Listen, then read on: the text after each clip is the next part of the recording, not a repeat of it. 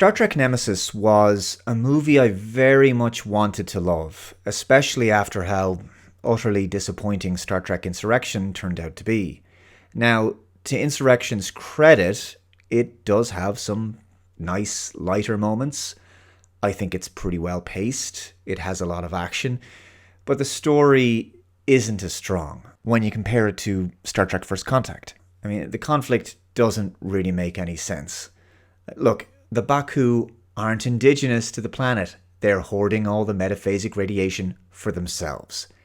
Okay, but the Federation wants to use it to extend lifespans and help billions of people. Where's the problem? And the Prime Directive doesn't actually apply in this instance.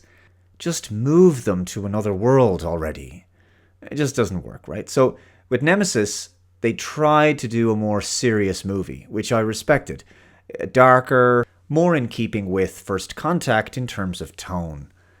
But Nemesis was too slow. Most of the action is in the third act of the movie.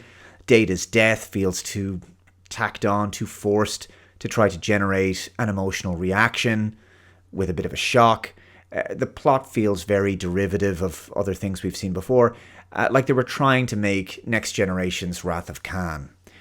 It was just a poor note for the Next Generation cast to bow out on, at least in cinema. Of course, the Next Generation cast would return and be given a really fantastic ending with Star Trek Picard Season 3.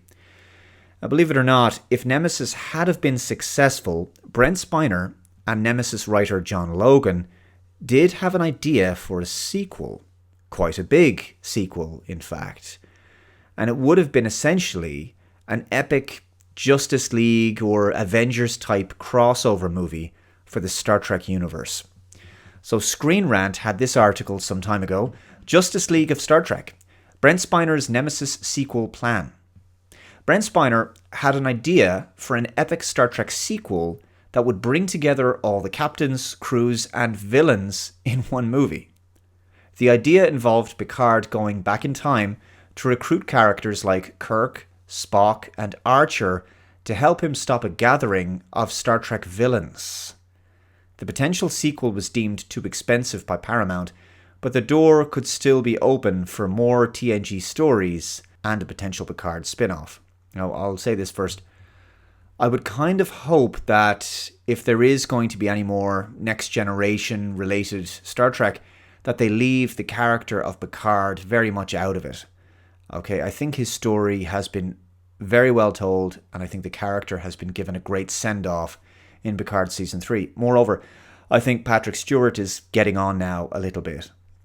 But there's no plans for Terry Matalas' Star Trek Legacy series, so it doesn't look like there's going to be any possibility of seeing more Next Generation anytime soon.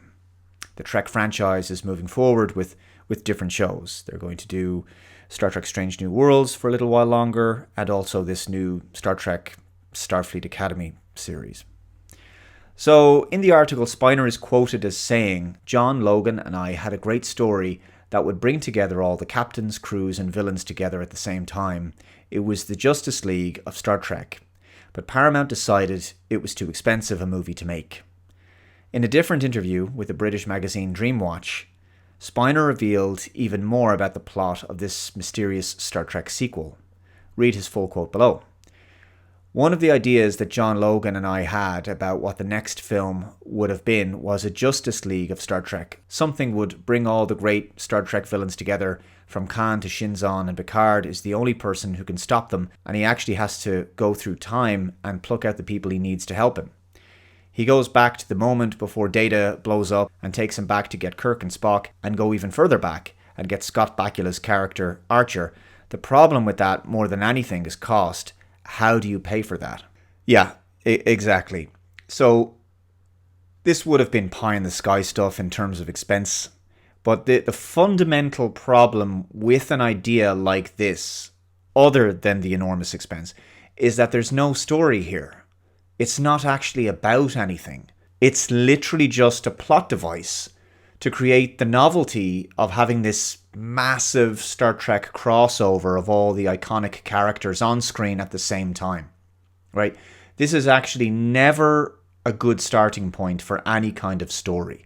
The story needs to be about something. The characters need to learn something or overcome some sort of conflict. It can't be just like this neat trick or sci-fi MacGuffin that you try to build a story around.